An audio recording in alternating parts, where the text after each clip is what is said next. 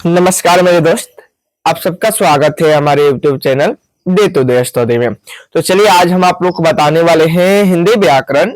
हिंदी व्याकरण में आज हम लोग पढ़ेंगे शब्द।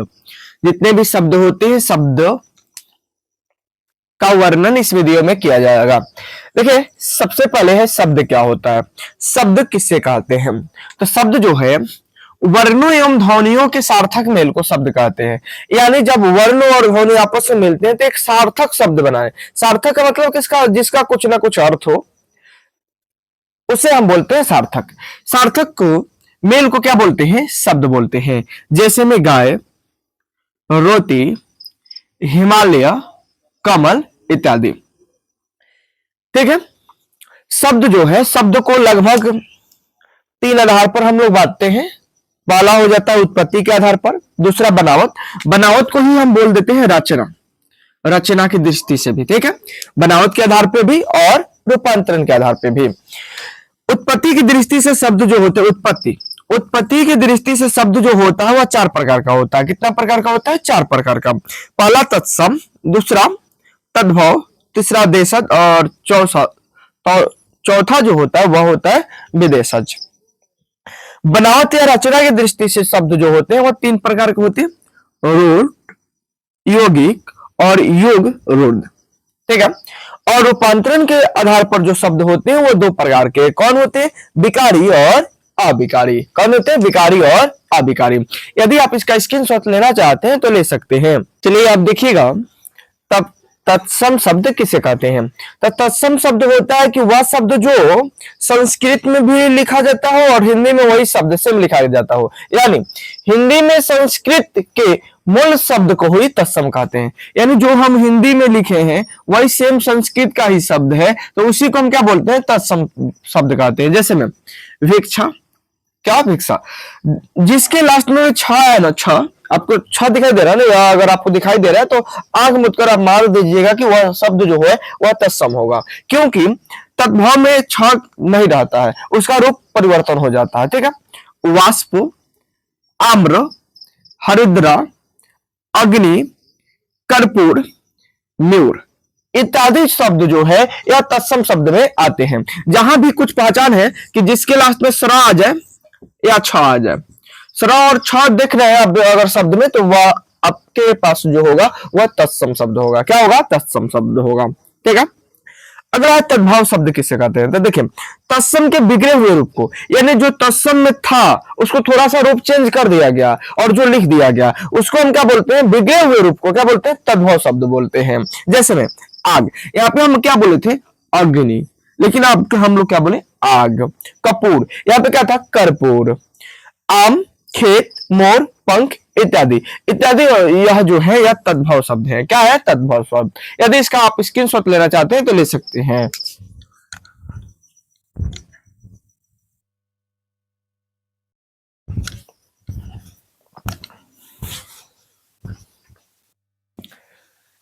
अब है कि देशज शब्द किसे कहते हैं? तो हमारे देश के बोलचाल में जो शब्द पाई जाने वाले शब्द को ही हम देशज शब्द कहते हैं। बहुत आसान है। जैसे में लोटा, यह हमारे देश में ही बोला जाता है। डिबिया, होंगी, तेंदुआ और पगड़ी, ये जितने शब्द हैं इनको हम देशज शब्द बोलते हैं। अगला है विदेशज शब्द। जिन शब्द का जन्म विदेशों में हुआ हो, जिन शब्द का जन्म कहाँ हुआ? विदेश में हुआ, उसे हम विदेशज शब्द बोलते हैं।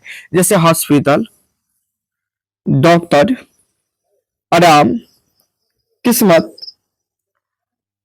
अजायब, किनारा और टेबल। बहुत सारे विदेशी शब्द हैं, यानी जितने फ्रेंच शब्द आते हैं, अंग्रेजी वाले शब्द आते हैं, जर्मनी वाले शब्द आते हैं, जितने भी शब्द हैं वो सबको हम विदेशी शब्द में ही रखते हैं। यदि आप इसका स्क्रीनशॉट लेना चाहते हैं तो क्या किया कि बनावट या रचना, बनावट या रचना की दृष्टि से, बनावट या रचना की दृष्टि से शब्द कितने प्रकार के होते हैं? तीन प्रकार के। तो तीन प्रकार में कौन कौन? रूढ़, यौगिक और युग रूढ़। तो देखिए रूढ़ किसे कहते हैं? जिस शब्द का अगर हम खंड करने पर कोई सार्थक अर्थ ना हो, यानी आप खंड कीजिए कोई अर्थ ना निकले, उसको हम बोलते हैं युग, सॉरी रूढ़। जैसे में हरा है, तो ह प्लस र अगर तोड़े तो क्या आएगा? हर। इसका अर्थ निकल रहा है? नहीं निकलेगा, नहीं निकलेगा, तो यह रूढ़ शब्द होगा, यौगिक शब्द। जिन शब्दों के खंड करने पर सार्थक अर्थ निकले, यानी अगर खंड कर रहे हैं तो जितना भी खंड होगा उस सभी खंड का सार्थक अर्थ होगा, यानी कोई ना कोई अर्थ होगा। जैसे विद्यालय, विद्यालय को आप तोड़िएगा तो विद्या जोड़ाले, विद्या यानी ज्ञान, आलय माने घर यानी ज्ञान का घर। हिमालय, हिम जोड़ाले यानी हिम माने होता है बर्फ और आलय माने घर, किसका? बर्फ का घर। घुड़सवार, घोड़ा और सवार यानी घोड़ा पर आप क्या हो जाइए? सवार हो जाइए इत्यादि। अब कह रहे योग रोध, वह शब्द जो साधारण अर्थ को छोड़कर विशेष अर्थ का बोध कराता है, यानी वह शब्द जो साधारण अर्थ को छोड़ देता है और कोई विशेष अर्थ को ग्रहण करता है या उसके बारे में बतलाता है, उसको हम बोलते हैं योगरोध शब्द। जैसे पंकज, पंकज कहते हैं किसी का नाम नहीं है, पंकज का मतलब ये बोध करा रहा है कि कहा? कमल को। लंबोदर का है तो कोई लंबा नहीं है, या बोध करा रहा है किसका? गणेश जी का। चक्र प्राणी का है तो चक्र प्राणी किसका बोध करा रहा है? विष्णु जी का। तो ऐसे शब्द जो होगा उसको हम बोलते हैं योगरूध। यदि आप इसका स्क्रीनशॉट लेना चाहते हैं तो ले सकते हैं। आप लोगों को लिखवाया गया था कि रूपांतरण दृष्टि से शब्द कितने प्रकार के थे? दो। कौन कौन? विकारी शब्द और अविकारी शब्द। विकारी शब्द कैसे कहते हैं? देखिए, विकारी शब्द वह है जिनका रूप, लिंग, वचन, कारक और पुरुष के अनुसार बदलता है, यानी जिनका रूप बदल जाए, उसे हम बोल देते हैं विकारी शब्द। और विकारी शब्द भी के अंतर्गत यानी 4 प्रकार का होता है। विकारी शब्द 4 प्रकार का होता है। एक में होता है संज्ञा, 2 में होता है सर्वनाम, 3 में होता है विशेषण और 4 में जो होता है वह क्रिया होता है। यानी कहने का मतलब कि जैसे सर्वनाम ही है, लड़के के लिए वह, कभी वह लगा देते हैं,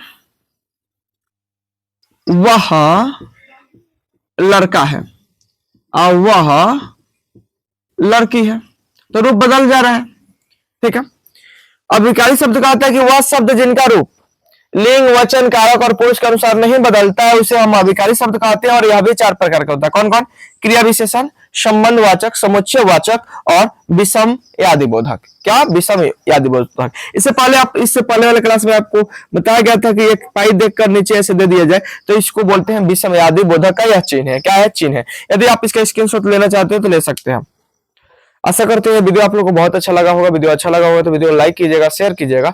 यदि आप हमारे चैनल पर पहली बार आए होंगे तो चैनल को सब्सक्राइब और बेल आइकन को प्रेस करना नहीं भूलिएगा। तब तक के लिए जय हिंद। हम आप लोग से मिलते हैं अगले वीडियो में।